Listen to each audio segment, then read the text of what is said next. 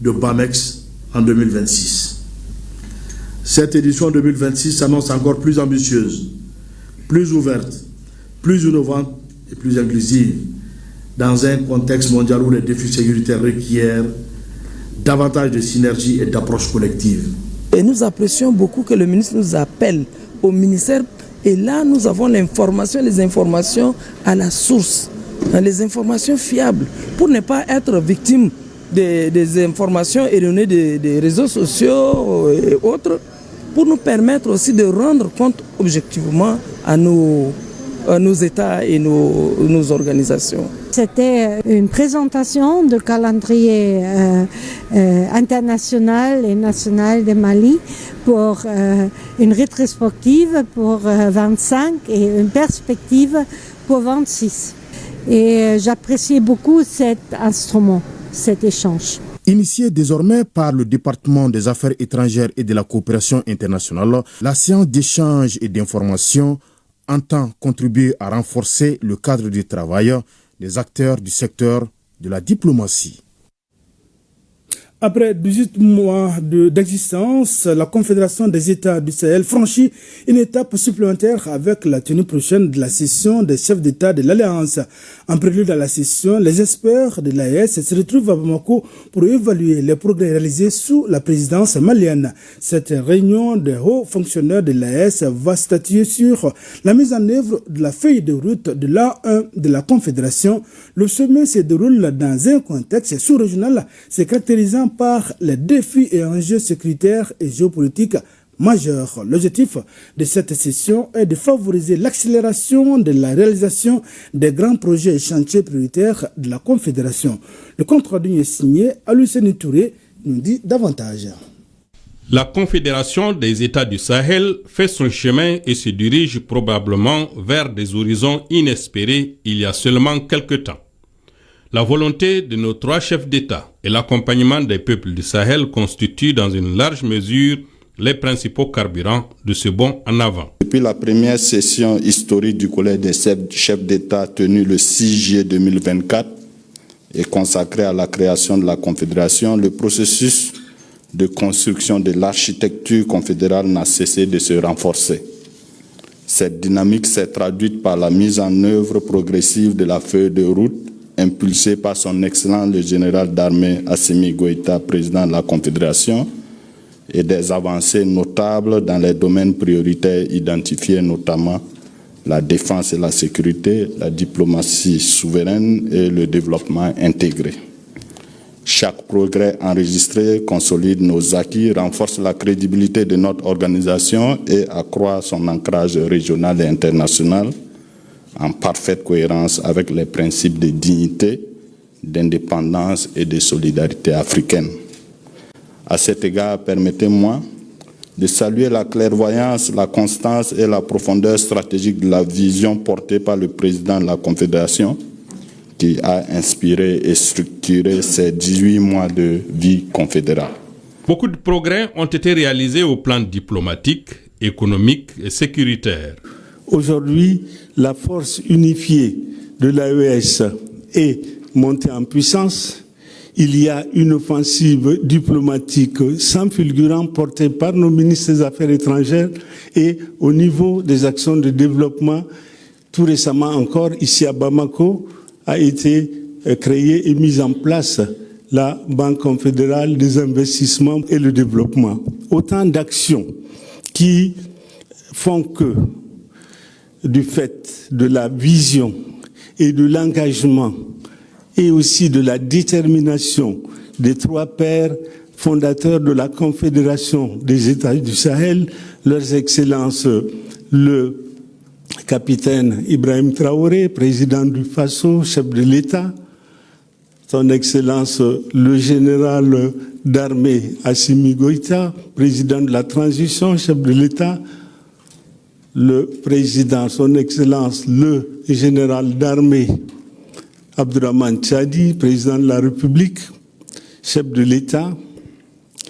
Cette vision, cet engagement ont permis aujourd'hui de faire de l'AES une entité géopolitique incontournable sur l'échiquier géopolitique ouest-africain et une entité incontournable à l'échelle internationale. La présidence malienne a été l'occasion pour la Confédération d'effectuer un bond qualitatif et quantitatif dans tous les domaines.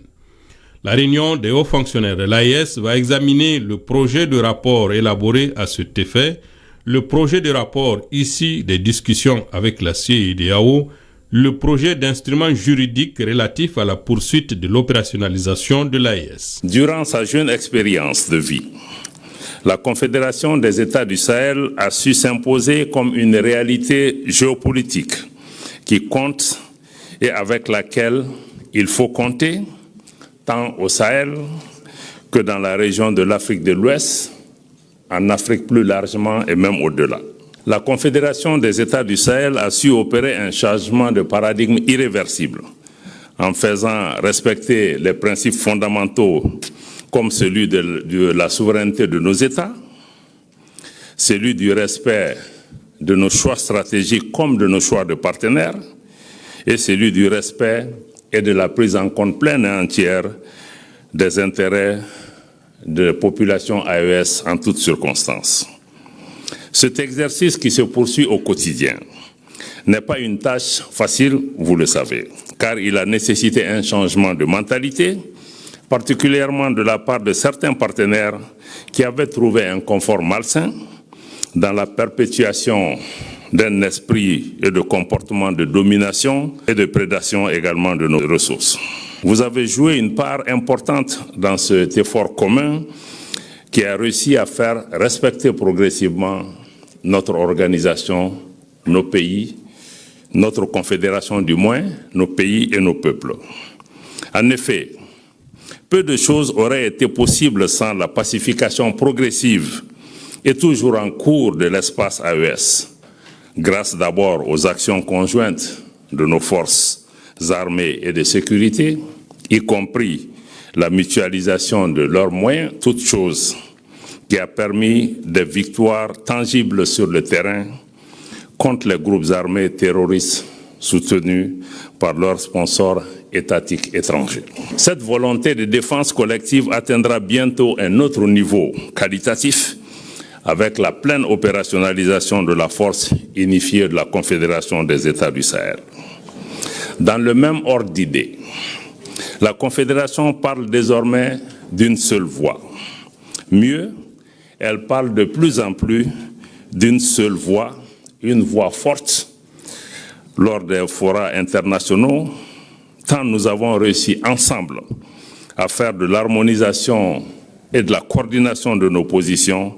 Notre action diplomatique aujourd'hui est une réalité qui se consolide de jour en jour. Il faut rappeler que les travaux des experts précèdent et préparent la session du Conseil des ministres de la Confédération. Le tout en prélude à la session ordinaire du Collège des chefs d'État qui se tiendra du 22 au 23 décembre à Bamako. Autre point de l'actualité, l'édition 2025 des Migrants s'est ouverte à Bamako sous le signe de l'art et de l'engagement citoyen.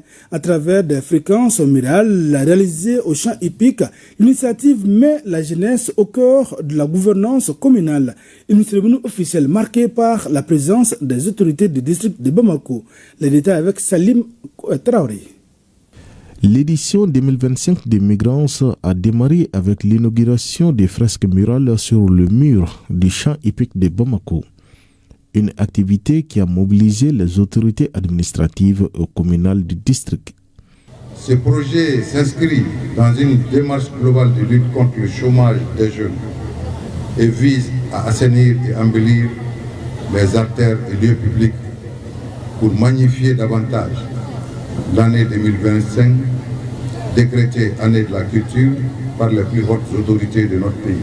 Portée par la volonté d'impliquer davantage les jeunes dans la gestion locale, l'initiative Migrants a choisi cette année le thème jeunesse et gouvernance. C'est inscrit maintenant dans le cadre de Migrants parce que partir dans les conditions que nous connaissons au risque de leur vie est une manière de tourner le dos à leur pays. Quand moi, en tant que président de la délégation spéciale je traverse la commune, j'en ai parfois mal au cœur.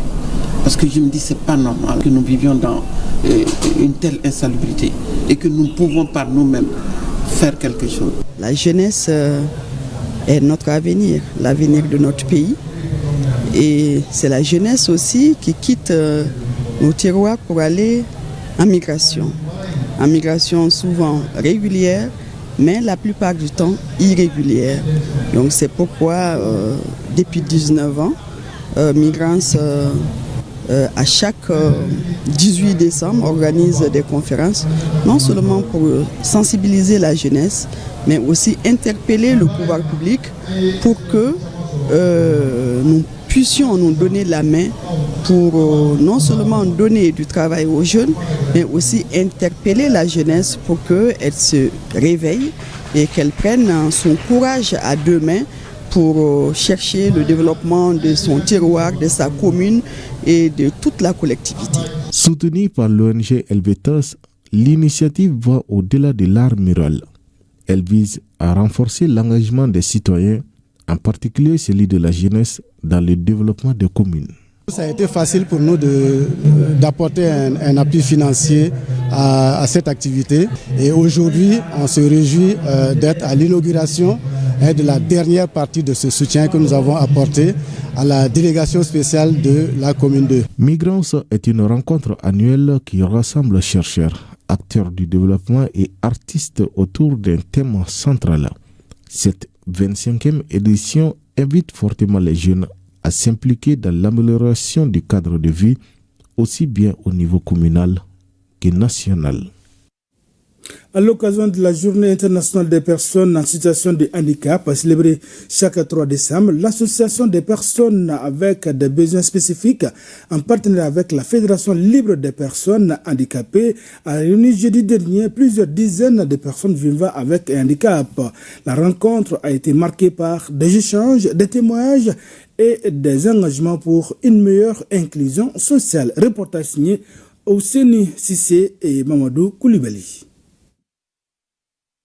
Cette cérémonie s'inscrit dans le cadre de la célébration mondiale dédiée aux personnes en situation de handicap.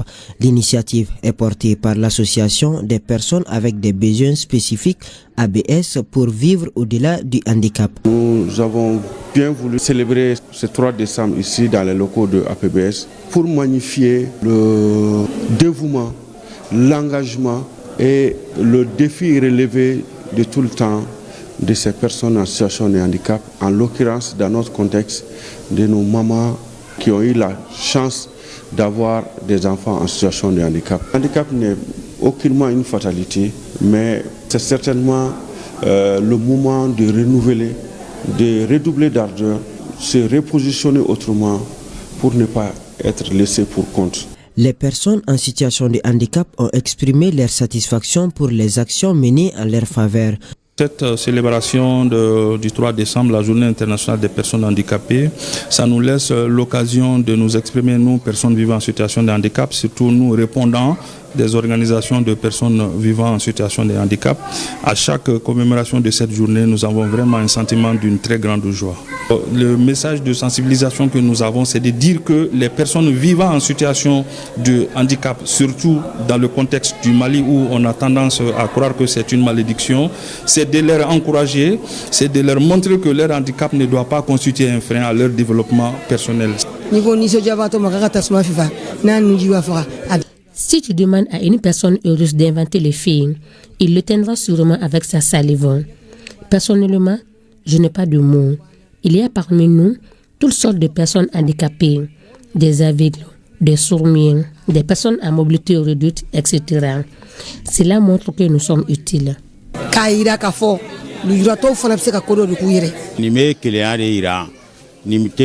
Cela démontre l'unité et la fraternité qui existent entre nous les personnes handicapées. J'ai compris qu'à travers cette journée, qu'il y a des gens sur qui nous pouvons compter. Si les personnes en bonne santé nous accompagnent dans nos activités, nous avons l'obligation de nous battre pour ne pas rester isolés. La rencontre s'est déroulée en présence du maire délégué de la commune 5, venu encourager ces initiatives tout en renforçant les liens de collaboration. APBS, depuis 2017, nous les accompagnons dans leur activité et tout ce qu'ils font, ils nous associent et nous invitent à y prendre part.